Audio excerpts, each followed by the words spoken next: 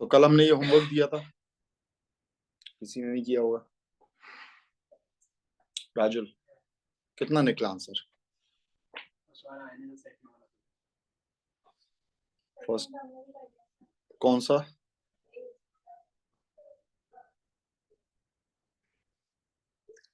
First वाला कर लिया कि सेकंड वाला? NaBr सॉल्यूशन में सॉल्युबिलिटी ऑफ AgBr है। बहुत बढ़िया, क्या बात है। देखो भाई सॉल्यूशन, बल्कि सेकंड वाला का वो तो फिर भी टफ पड़ता है, फर्स्ट वाला थोड़ी टफ है, तो उल्टा ही कह रहे हो। देखो भाई हमने AgBr को लिया, वो कह रहा है calculate solubility of AgBr। Solubility of AgBr को कैलकुलेट करना है किसमें? प्योर वाटर में, एक तो प्योर वाटर में, और दूसरा जब 10⁻⁻² मोल्स NaBr का सॉल्यूशन है, NaBr का सॉल्यूशन है, ठीक है। तो हमने उसके अंदर क्या डाला है? AgBr को भी डाला है, और AgBr को भी डाला है, और इसकी KSP इतनी दे रखी है, ठीक है, KSP इतनी दे रखी है। देखो हमने AgBr को लिया, ये सॉलिड है, और जैसे हमने पानी में डाला, तो पानी में डालने पर प्योर वाटर में ये किस में टूटा है? Ag+1 में, और किस में टूटा है? Br-1 में, ठीक है। अब हमने यहां पर आपको बताया था कि KSP कब निकलती है? जब कोई चीज इक्विलिब्रियम पर होती है। तो इक्विलिब्रियम पर इसके जो आयंस रहेंगे वो क्या हो जाएंगे? कांस्टेंट हो जाएंगे। तो इनके आयंस का यहां पर, जैसे अपना AgBr का सॉल्यूशन है, तो यानी ये 1:1 सॉल्ट है, और अगर ये 1:1 सॉल्ट है तो यहां पर क्या हो जाएगा? KSP = x²। तो x की वैल्यू आपको निकालनी है प्योर वाटर में, x की वैल्यू निकालनी है। तो KSP = क्या निकला है? x² निकला है। तो AgBr लिया हमने, और इसका आपका ये एक्वस में है और ये एक्वस में है। तो KSP = क्या हो जाएगा? Ag+1 का कंसंट्रेशन एंड Br- का कंसंट्रेशन, ठीक है। अब आपने इसमें जैसे आपने कितना डाला, आपने सपोज करो x मोल डाला है, कितना डाला है? x मोल्स डाला है, तो इसका कितना बनेगा? x, और इसका कितना बनेगा? x बनेगा, ठीक है। हम लोग यहां पर देख रहे थे ना भाई, कहाँ गया, यहां से कर रहे थे कि हमने x मोल इलेक्ट्रोलाइट लिया, यहाँ पर x बनता है, और इसका भी यहाँ पर कितना बनता है? x बनता है।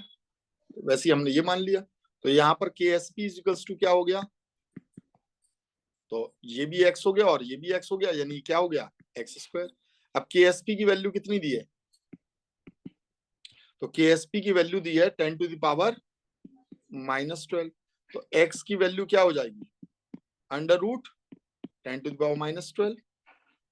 तो रूट को हटाओगे तो क्या हो जाएगा?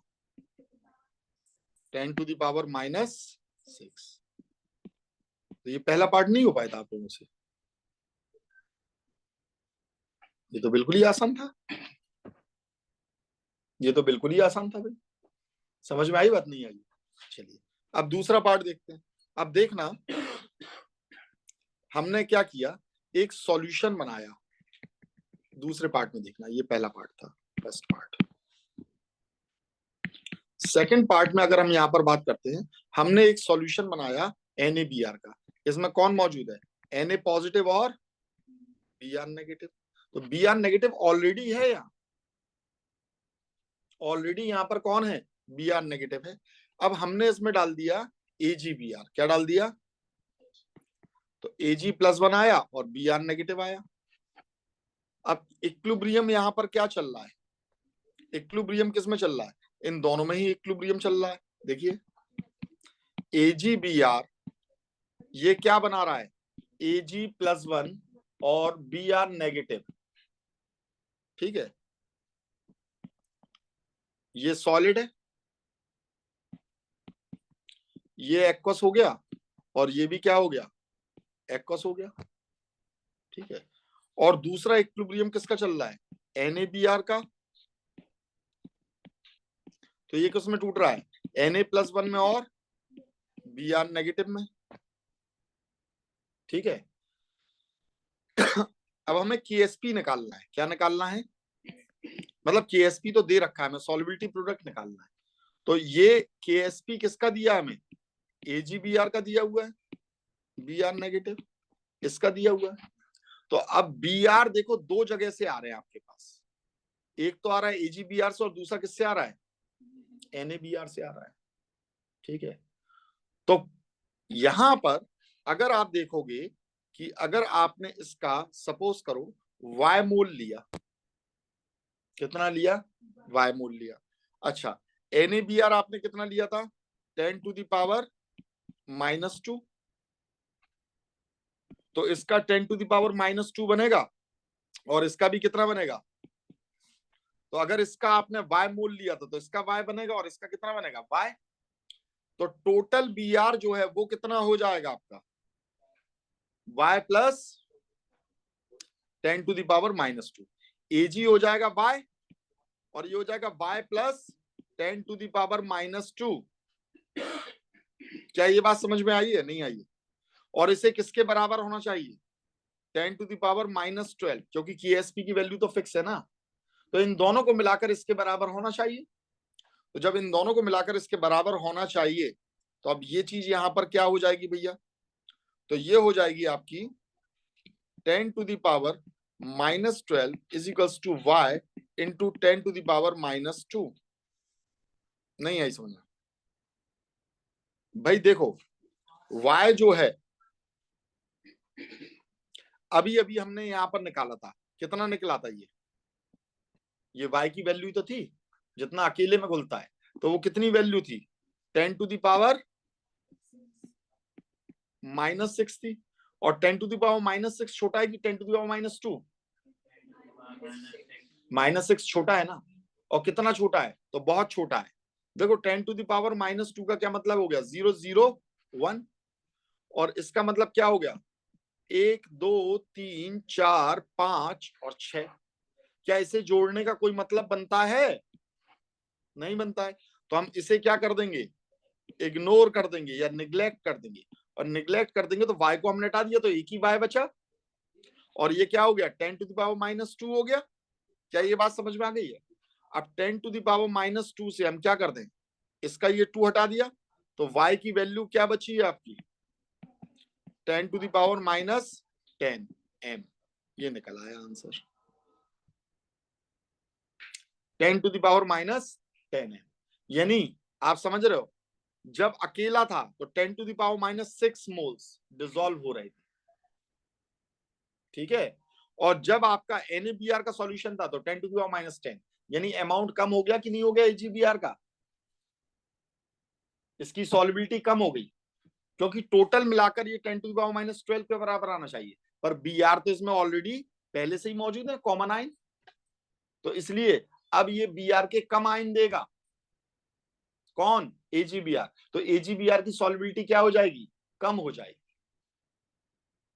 ठीक है, तो अगर आप एक इलेक्ट्रोलाइट को घोलने जा रहे हो पानी के अंदर तो उसकी अकेले में सॉल्युबिलिटी अलग है, और जब एक कॉमन आयन, उसमें से कोई भी एक कॉमन आयन ऑलरेडी पानी के अंदर घुला हुआ है तो सॉल्युबिलिटी और कम हो जाएगी। जितनी भी सॉल्युबिलिटी थी प्योर में उससे उसकी सॉल्युबिलिटी और कम हो जाती है। क्या ये बात समझ में आ गई? नहीं आई? आसान था। अब सेकंड पार्ट का आपका आंसर क्या निकला था? 10⁻⁻10 निकला था। 10⁻⁻6। तो आपने पहला पार्ट किया, दूसरा पार्ट कहां किया? कह रहे थे पहला दूसरा पार्ट किया। कंफ्यूजन थी कि भाई क्या हो रहा है। तो मुझे उम्मीद है ये बात समझ में आई होगी आपको। समझ में आई है कि नहीं आई है? अगर ये बात समझ में आई है तो अगला टॉपिक बहुत आसानी से आपको समझ में आ जाएगा। अब जो नेक्स्ट टॉपिक है वो इससे ही रिलेटेड है। तो पहले ये बात समझ में आ गई है कि अगर एक कॉमन आयन ऑलरेडी मौजूद है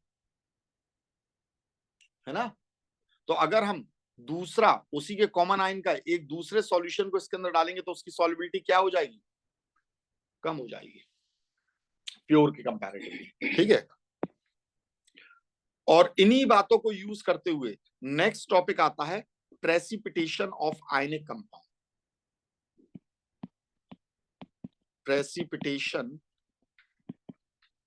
ऑफ आयनिक कंपाउंड। और अगर इसे प्रैक्टिकली बहुत अच्छे से आपने समझ लिया कि बेसिकली इसमें क्या हो रहा है, सिर्फ न्यूमेरिकल सॉल्व करने के लिए नहीं, तो यकीन मानो 11th और 12th में जो प्रैक्टिकल्स होते हैं, उन प्रैक्टिकल्स में आप देखोगे एक सर्टेन सब्सटेंस हमने डाला, तो वो उसे डालने पर क्या हुआ, कैसे कोई दूसरा कंपाउंड प्रेसिपिटेट बना लिया उसने, कैसे प्रेसिपिटेट बना लिया कॉमन आयन से, ये वाली बातें आपको यहां पर समझ में आ जाएंगी। ठीक है, यानी बहुत सारे इंपॉर्टेंट पॉइंट्स को ये क्लियर करता है आपके प्रैक्टिकल्स में। इक्विलिब्रियम का पहली बात तो प्रैक्टिकल्स में क्या क्या यूज होता है, कॉमन आयन इफेक्ट भी यूज होता है, ली-चैटलियर प्रिंसिपल भी बहुत अच्छे से यूज होता है यहाँ पर। ठीक है, और तीसरी चीज प्रेसिपिटेशन ऑफ आयनिक कंपाउंड, ये भी बहुत ज्यादा यूज होता है प्रैक्टिकल्स में। देखो बेटा, प्रेसिपिटेशन मतलब क्या होता है, प्रेसिपिटेशन मतलब ये होता है कि एक सॉल्युबल सॉल्ट में से हमने किसी कैटाइन को या किसी एनाइन को किसी दूसरे कैटाइन या एनाइन के साथ में लगाकर कुछ ऐसा कर दिया कि वो अब उसके अंदर सॉल्युबल नहीं रहा, सॉल्युबल नहीं रहा तो वो अपना एक सॉलिड मास बनाकर नीचे बैठ जाएगा, और जब वो बैठ जाएगा तो हम उसे बोलेंगे प्रेसिपिटेशन। और अगर वो बैठा नहीं, ऊपर तैरता रहा, ठीक है, अगर वह ऊपर तैरता रहा तो उसके लिए क्या वर्ड यूज करते हैं,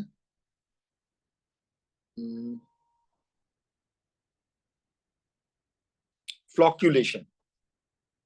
ठीक है, तो यही वर्ड यूज करते हैं, हाँ शायद फ्लॉक्यूलेशन यूज करते हैं चलो अभी इतना कंफर्म नहीं हुआ।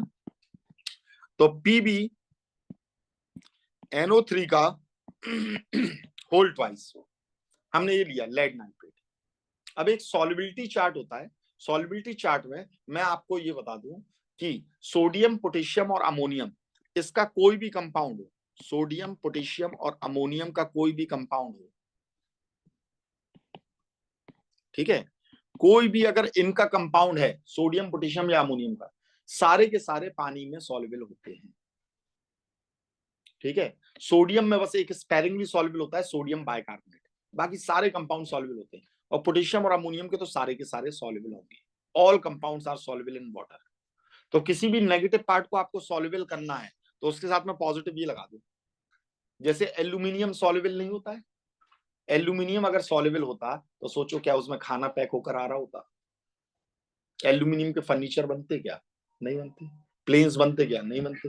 मान लो बड़ा पानी गिर गया और प्लेन सॉल्युबल हो गया, आदमी कुर्सी पकड़कर नीचे बैठे हुए हैं कार्टून की तरह। ठीक है, तो वो सॉल्युबल नहीं होता है।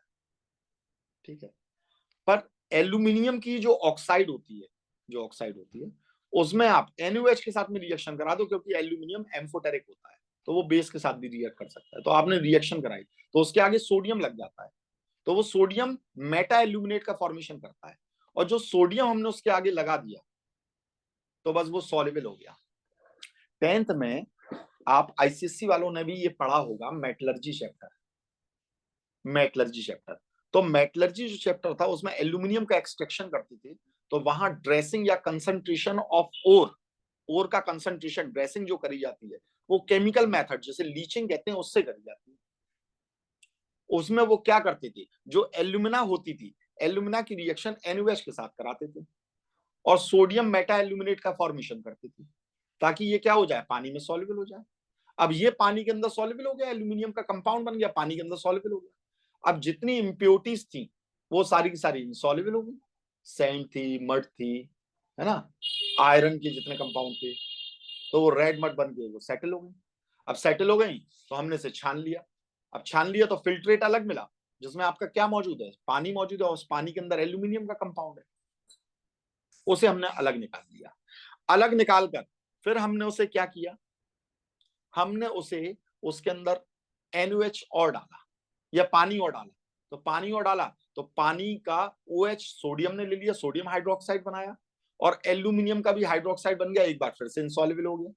इंसॉल्युबल हो गया, उस एल्यूमिनियम हाइड्रोक्साइड को हमने निकाल लिया, निकाल कर उसे 1000 डिग्री सेंटीग्रेड पे गर्म किया, वापस एल्यूमिना मिल गया। तो कितना आसान है। तो ये कैसे हुआ, सोडियम के कंपाउंड बनने पर हुआ।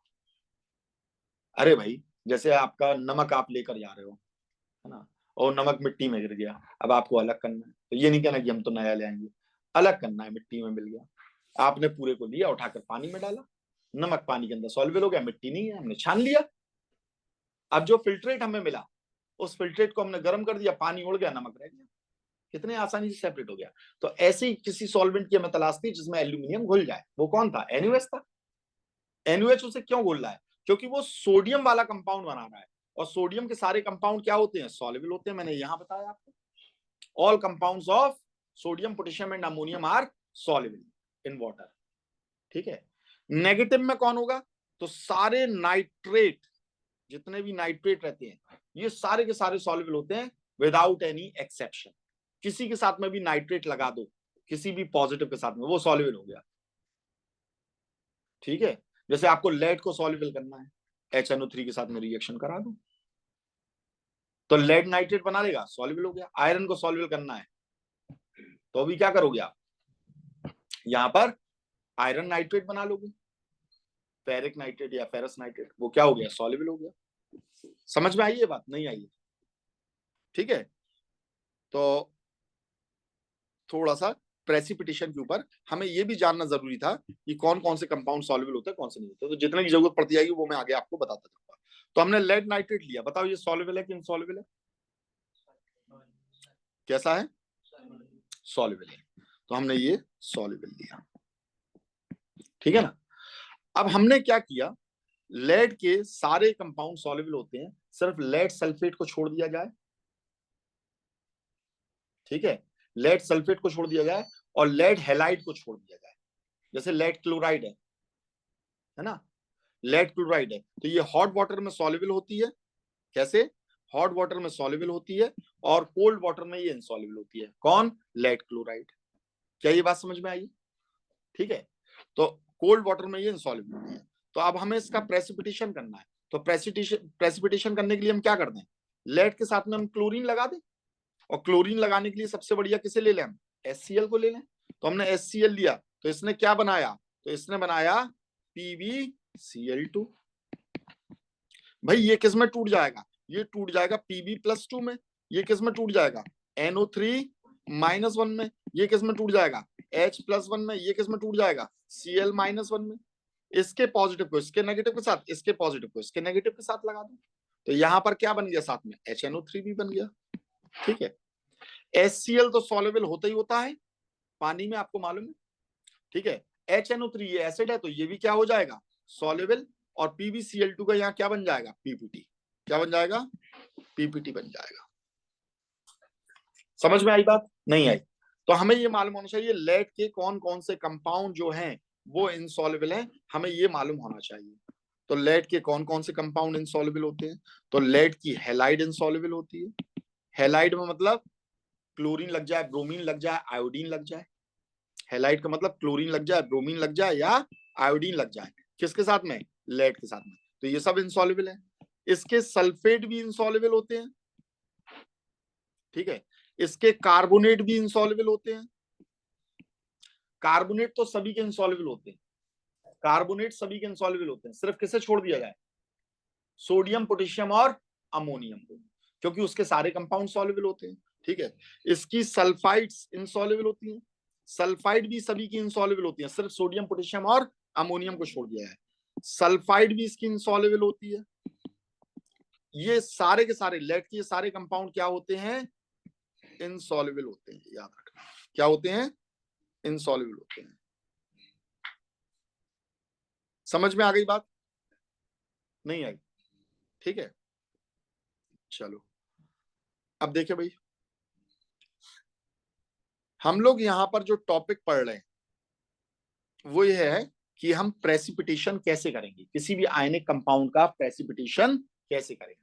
ठीक है। तो एक तो प्रेसिपिटेशन यही होता है कि हमने सॉल्वेंट लिया, सॉल्वेंट के अंदर हमने एक सॉल्यूट को डाला, सॉल्यूट जितना घुलना है वो इस टेम्परेचर पर घुल गया, फिर हमने इसे गर्म किया, इसमें और सॉल्यूट डाल दिया तो ये और घुल गया, और फिर उसका ठंडा कर दिया तो वो सॉल्यूट आपका यहां से प्रेसिपिटेट बनकर या क्रिस्टल बनाकर बाहर निकल आएगा। ठीक है, जितना भी एक्स्ट्रा रहेगा। और दूसरा ये होता है इसका तरीका, इसे नीचे लिख दे रहा हूं मैं।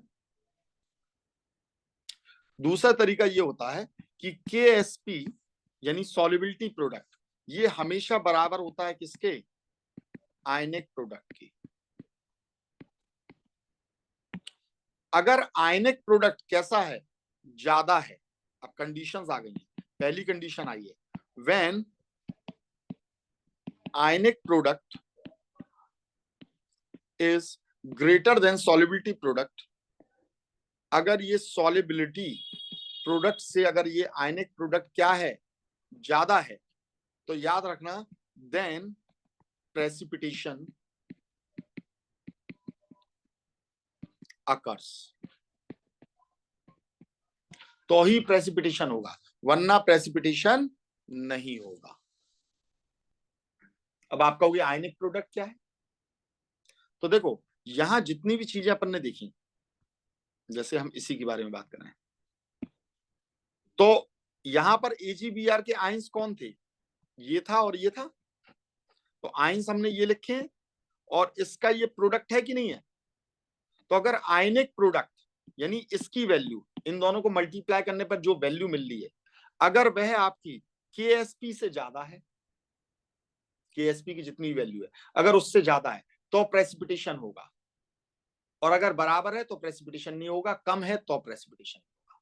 अगर वह कम है तो ये आपका अनसैचुरेटेड सॉल्यूशन, बराबर है तो ये सैचुरेटेड सॉल्यूशन बन गया, है ना। और अगर आयनिक प्रोडक्ट ज्यादा है और KSP कम है तो फिर आपका ये सुपर सैचुरेटेड सॉल्यूशन है, जिसे हमने कूल कर दिया, तो इसने प्रेसिपिटेशन कॉज करा दिया।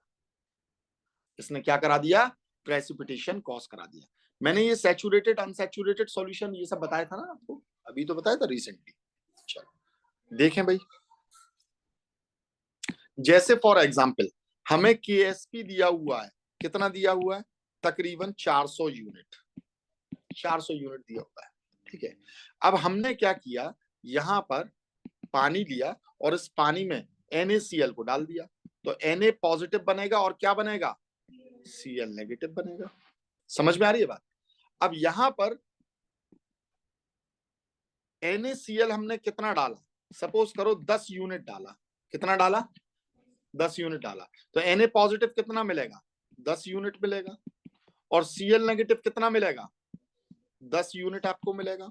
और जब 10 यूनिट मिलता है तो आयनिक प्रोडक्ट कितना हो जाएगा? 100 यूनिट। इन दोनों का मल्टीप्लाई तो कर दोगे तो ये कितना हो जाएगा? 100 यूनिट। क्या प्रेसिपिटेशन होगा? नहीं होगा। आंसर ये है कि प्रेसिपिटेशन यहां पर नहीं होगा, ठीक है। अब हमें इसका प्रेसिपिटेशन कराना है तो हम क्या करें?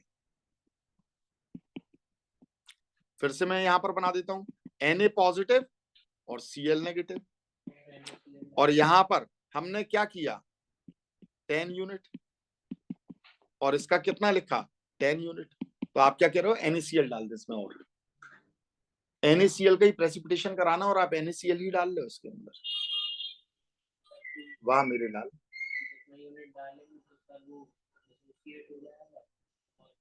ये सही है भाई। तो फिर इसमें पढ़ाई की तो जरूरत ही नहीं है। जिस कंपाउंड को प्रेसिपिटेट करना है उसे ज्यादा डालते और डालते और डालते और डालते और तो वो प्रेसिपिटेट तो हो ही जाएगा। अरे सुनो तो मेरे भाई, आगे क्या होता है, हमने क्या किया, यहां पर सपोज करो हमने HCl डाल दिया, तो HCl में क्या आया? ये कॉमन आयन है कि नहीं है? अभी जो ऊपर पढ़ा था हमने, कौन आ गया इसमें? कॉमन आयन आ गया ना। तो हमने HCl डाल दिया, और सपोज करो HCl हमने 60 यूनिट डाल दिया। तो जैसे ही हमने 60 यूनिट डाला तो H प्लस भी 60 यूनिट है और Cl नेगेटिव भी कितना हो गया हमारा? तो हमें किससे मतलब है? हमें H प्लस से मतलब ही नहीं है, क्योंकि वो कॉमन नहीं है। तो ये कितना हो गया? 60 यूनिट। कितना हो गया? तो अब आयनिक प्रोडक्ट कितना हो गया? Now what is ionic product? तो आयनिक प्रोडक्ट अगर आप यहां पर निकालोगे तो ये कितना हो जाएगा? तो देखो Na पॉजिटिव कितना है? आयनिक प्रोडक्ट तो इसी के बराबर है कि नहीं है? नहीं आई समझ में? तो ये कितना था? 10 यूनिट। और Cl नेगेटिव कितना हो गया? तो 10 यूनिट तो ये है और 60 ये, तो कितना हो गया? 70 हो गया कि नहीं? और 70 हो गया तो ये कितना हो जाएगा? 700 यूनिट। और अब आयनिक प्रोडक्ट किससे बड़ा हो गया? और जब आयनिक प्रोडक्ट बड़ा हो गया KSP से, तो अब क्या हो जाएगा? Now precipitation occurs. समझ में आ गई मेरी बात? मेरी बात समझ में आ गई मेरे भाई कि नहीं आई? ठीक है, तो अब प्रेसिपिटेशन हो जाएगा। तो प्रेसिपिटेशन का कुछ फंडा इस टाइप से होता है। उम्मीद है अच्छे से समझ में आ गया होगा बेटा। आ गया समझ में? तो अगर मैं कोई क्वेश्चन दूंगा तो कर लोगे भाई? हैं? अब देखो क्वेश्चन कितने बढ़िया बढ़िया बनते हैं। असल में क्या होता है, स्कूल में पढ़ाई जाती है एबीसीडी और स्पेलिंग पूछी जाती है एरोप्लेन की। ऐसा बच्चों का कहना होता है, एबीसीडी पढ़ाई और एरोप्लेन की स्पेलिंग पूछ रहे हैं। ठीक है, या और भी कठिन वाली पूछ रहे हैं, कर्नल की स्पेलिंग बताओ। अब वो है कोलोनल और दे रहे कर्नल। ठीक है ना, ऐसा कुछ मानना होता है। तो नहीं भाई, जब आप कॉन्सेप्ट समझ लेते हो तो आप सारी चीजों को आप बड़े आराम से यहाँ पर बता सकते हो। ठीक है, तो यहाँ पर जो मैं क्वेश्चंस करा रहा हूँ, क्वेश्चंस की टाइप सर्टेन होती है, फिक्स होती है। क्वेश्चन कितने भी बन सकते हैं, टाइप फिक्स होती है। तो यहाँ पर मेन कॉन्सेप्ट को आपको कुछ क्वेश्चन से समझना है। ये क्वेश्चन सिर्फ सॉल्व करने के लिए नहीं, कॉन्सेप्ट समझने के लिए करिए। जैसे एक क्वेश्चन दिया है कि आपको केएसपी दिया हुआ है, किसका? लिथियम आयोडाइड का। देखो अभी अभी मैंने आपसे बोला था, क्या बोला था कि पिछले वाले से रिलेट होगा। तो यहां से ही ये भाई नहीं समझ पाए, है ना, और कहने लगे इसमें और NaCl डालो, जबकि हम किसी भी कॉमन आयन को डालकर उसका आराम से प्रेसिपिटेशन करा सकते हैं। ठीक है, तो लिथियम आयोडाइड का केएसपी दे रखा है 10⁸ -8 m² मोलर स्क्वायर। क्यों? 2 लग रहे हैं ना भाई, 1:1 वाला सॉल्ट है आपका ये। ठीक है, अब हमने क्या किया, हमने 50 ml 10⁻⁻6 m लिथियम नाइट्रेट का सॉल्यूशन लिया, और वो ये कह रहा है ऑन एडिंग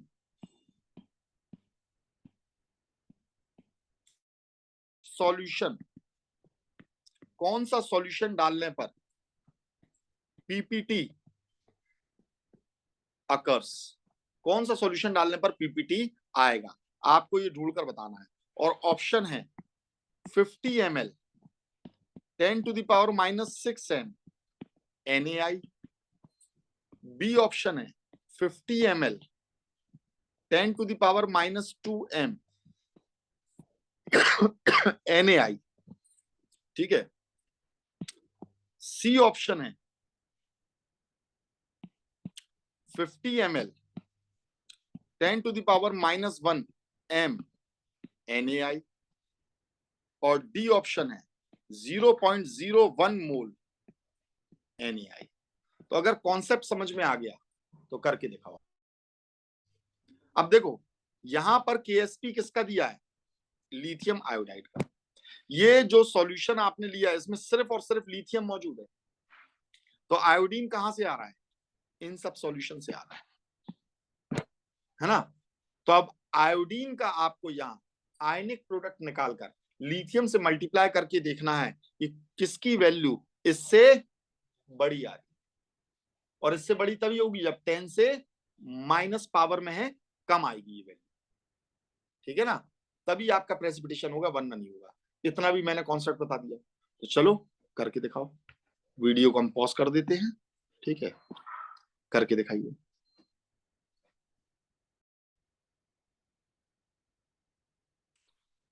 तो देखो भाई, बेसिकली हम यहाँ पर क्या करने जा रहे हैं, यहाँ पर इस क्वेश्चन में आपको केएसपी किसका दिया हुआ है? लिथियम आयोडाइड का दिया हुआ है, और आप सॉल्यूशन किसका ले रहे हो? लिथियम नाइट्रेट का ले रहे हो। तो लिथियम नाइट्रेट का अगर आप यहाँ सॉल्यूशन लेते हो, सॉल्व कर रहे हैं हम इसे, लिथियम नाइट्रेट का अगर आप सॉल्यूशन लेते हो, ठीक है, और आप इसे तोड़ते हो, तो इसे तोड़ने पर आपको क्या मिलता है? लिथियम +1 और NO3-1। अब यहां आपने लिया 10⁻⁻6 m, तो ये भी कितना बनेगा? 10⁻⁻6 m, और ये भी कितना बनेगा? 10⁻⁻6 m। लेकिन यहां पर देखो केएसपी आपको किसका दिया हुआ है? लिथियम नाइट्रेट का, सॉरी लिथियम आयोडाइड का। तो हमें नाइट्रेट से तो कोई मतलब ही नहीं है, तो हमेशा हमें यहां पर लिथियम, अच्छा इन सॉल्यूशन में लिथियम है नहीं है, क्या लिथियम दिखाई दे रहा है आपको यहां पर कहीं पर भी दिखाई नहीं दे रहा। तो लिथियम का यहां पर कंसंट्रेशन यानी आयंस वो आपको सिर्फ और सिर्फ किससे मिल रहे हैं, आपको लिथियम नाइट्रेट से मिल रहे हैं। तो ये फिक्स हो गया, ये क्या हो गया आपका, फिक्स हो गया। ठीक है, अब आपको आयोडाइड आयन कहां से लेना है, इनमें से लेना है, इन चारों में से लेना है, और बस इस अमाउंट में लेना है, इस अमाउंट में लेना है किसकी वैल्यू केएसपी से क्या हो जाए, ज्यादा हो जाए। ठीक है, तो भैया हमें केएसपी की वैल्यू दे रखी है, केएसपी की जो हमें यहां पर वैल्यू दे रखी है, और वो भी किसकी दी है हमें, लिथियम आयोडाइड की दी है, 10 टू द पावर -8, -8 दे रखी है। ठीक है, अब हम करेंगे क्या, तो हम एक एक करके इन दोनों को सॉल्व करेंगे। तो सबसे पहले लिथियम नाइट्रेट सॉल्यूशन में हम किसे डालेंगे, 50 ml of 10 to the power -6 m NaI को डालेंगे। सबसे पहले हम इसी को डालेंगे, है ना। तो हमने क्या किया यहां पर कि हमने 50 ml लिया 10 to the power -6 m lithium nitrate, plus हमने लिया 50 ml 10 to the power -6 m NaI। ठीक है, ये लिया। अब देखो इन दोनों को मिला रहे हैं ना, तो इन दोनों को मिला रहे हैं, तो 50 ml और 50 ml को मिलाया, तो ये टोटल कितना हो गया, 100 ml हो गया। यानी कंसंट्रेशन, यानी यहां पर वॉल्यूम क्या हो गया, डबल। यहां पर जो वॉल्यूम है, वॉल्यूम हो गया डबल, वॉल्यूम डबल हो गया। और वॉल्यूम डबल हो जाएगा तो कंसंट्रेशन कितना हो जाएगा, जस्ट आधा। वॉल्यूम बढ़ाओगे तो कंसंट्रेशन क्या हो गया, हाफ हो गया। अरे भाई आपने एक गिलास पानी में कुछ एक शक्कर डाली, अब आपने इसका कंसन यहां पर वॉल्यूम डबल कर दिया, आपने इसमें और पानी मिला दिया, तो इसका कंसंट्रेशन आधा हो गया कि नहीं, ये फीका हो जाएगा कि नहीं हो जाएगा, डबल कर दोगे तो कंसंट्रेशन क्या हो गया, कंसंट्रेशन तो कम हो गया ना। तो 50 ml और 50 ml को आपने मिलाया तो वॉल्यूम डबल हो गया, तो कंसंट्रेशन क्या हो गया, हाफ हो गया। कंसंट्रेशन इज हाफ, ये आधा हो गया।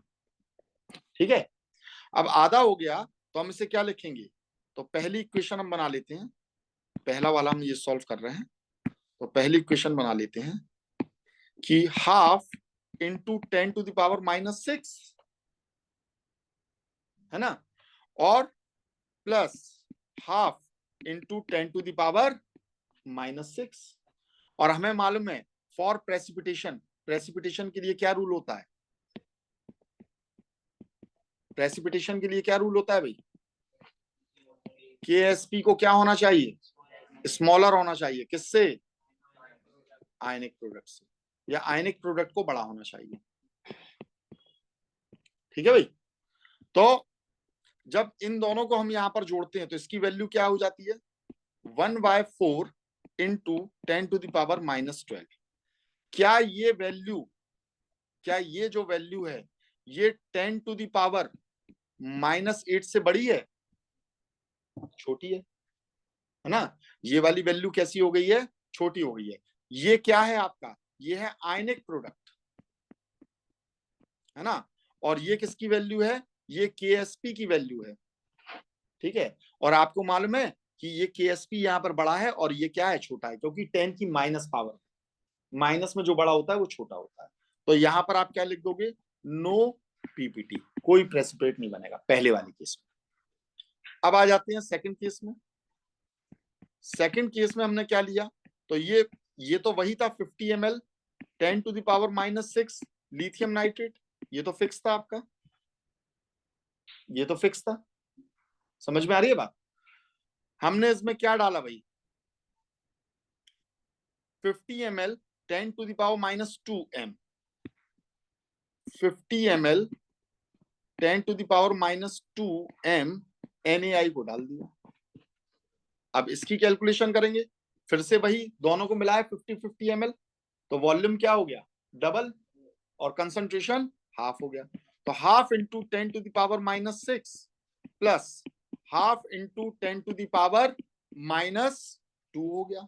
तो ये वैल्यू कितनी हो जाएगी 1/4 इंटू 10⁻⁻8। और KSP की वैल्यू क्या है 10⁻⁻8। तो ये बराबर हो गई कि नहीं हो गई? जी नहीं, ये बराबर नहीं हो गई। ये देखो 1/4 है इसकी, 1/4 है, तो ये वैल्यू क्या हो गई छोटी हो गई। और छोटी हो गई तो नो पीपीटी, कोई प्रेसिपिटेशन। ये वाली वैल्यूज तो बराबर हो गई पर 1/4 है ना, है ना, यानी ये वैल्यू छोटी हो गई। थर्ड केस को देखते हैं हम लोग। थर्ड केस में 50 ml हमने क्या लिया 10⁻⁻6 लिथियम नाइट्रेट, जिसमें से 10⁻⁻6 ही तो लिथियम मिल रहा है हमें, नाइट्रेट से तो कोई मतलब ही नहीं है। प्लस हमने क्या डाला 50 ml 10⁻⁻1, 50 ml 10⁻⁻1 m NaI। इसकी कैलकुलेशन करते हैं 1/2 इंटू 10⁻⁻6 प्लस 1/2 इंटू 10⁻⁻1, यानी ये वैल्यू कितनी आ गई 1/4 इंटू 10⁻⁻7। ये वैल्यू बड़ी है कि छोटी है? तो ये वैल्यू बड़ी हो गई है, और बड़ी हो गई है तो यहाँ क्या हो जाएगा प्रेसिपिटेट आकार, यहाँ प्रेसिपिटेशन हो इस वाले केस में। चौथे वाले केस में देखते हैं फोर्थ केस।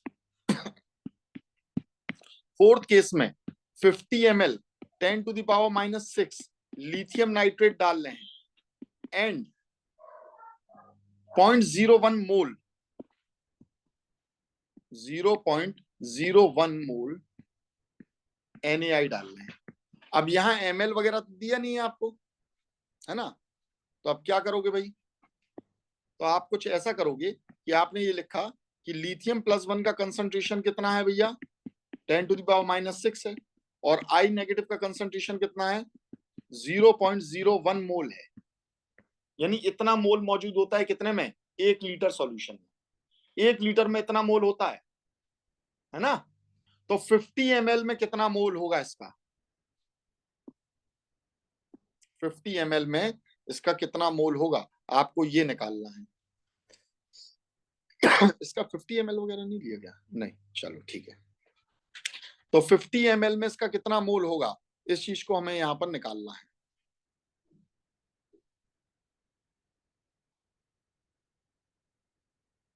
तो कैसे निकालेंगे, तो सबसे पहले 50 मोल को हम एक काम करते हैं लीटर में कन्वर्ट करते हैं, तो 50 डिवाइडेड बाय 1000 हो गया, तो ये लीटर में कन्वर्ट हो गया। नहीं आई समझ? अरे मोलैरिटी का फॉर्मूला क्या होता है number of moles divided by volume. Number of moles कितने दे रखे हैं 0.01, वॉल्यूम कितना दे रखा है 50 ml। अब नीचे वॉल्यूम ml में होता है तो ऊपर क्या कर देते हैं हम 1000 से, ठीक है। तो यहां पर ये वैल्यू अब देखिए 0 से हमने 0 काट दिया, 2 ये हैं 100, तो ये इसके पॉइंट को उड़ा देंगे 200, तो यानी ये वैल्यू कितनी निकल कर आई 1/5, 1/5 कितनी निकल कर आई है, कोई प्रॉब्लम इसमें, इनटू 10⁻⁻6। अब जैसे इसे भी ले लोगे तो ये दोनों की वैल्यू क्या निकल कर आएगी, तो 1/5 इंटू 10⁻⁻6। ये वैल्यू बड़ी है कि छोटी है, इसका तो 1/5 निकल कर आया, 50 ml में इसका कितना मौजूद है 1/5 मौजूद है, समझ में आ रही है बात। और 10⁻⁻6 किसका है लिथियम का है, और KSP की वैल्यू क्या है 10⁻⁸ है, तो ये वैल्यू क्या हो गई है बड़ी हो गई है कि नहीं हो गई है, तो इस केस में भी क्या हो जाएगा पीपीटी अकर्स। उम्मीद है ये बात समझ में आ गई होगी आपको, समझ में आ गई है। तो किस तरीके से प्रेसिपिटेशन होगा, कब प्रेसिपिटेशन होगा कब नहीं होगा, ये हर एक केसेस को हम लोग ने यहाँ पर डिस्कस कर दिया, इस टाइप से आपके क्वेश्चन आएंगे, ठीक है। कुछ और क्वेश्चन है जिन्हें अपन लोग कल देखेंगे, फिर हम लोग सिलेक्टिव प्रेसिपिटेशन भी पढ़ेंगे। सिलेक्टिव प्रेसिपिटेशन का मतलब क्या होता है, इसका मतलब ये होता है कि अगर 2 या 2 से ज्यादा कंपाउंड पानी के अंदर सॉल्युबल है और आप चाहते हो कोई एक ही कंपाउंड प्रेसिपिटेट हो दूसरा ना हो, तो हम उसे बोलते हैं सिलेक्टिव प्रेसिपिटेशन या फ्रैक्शनल प्रेसिपिटेशन, ठीक है। उसके बारे में कल पढ़ेंगे।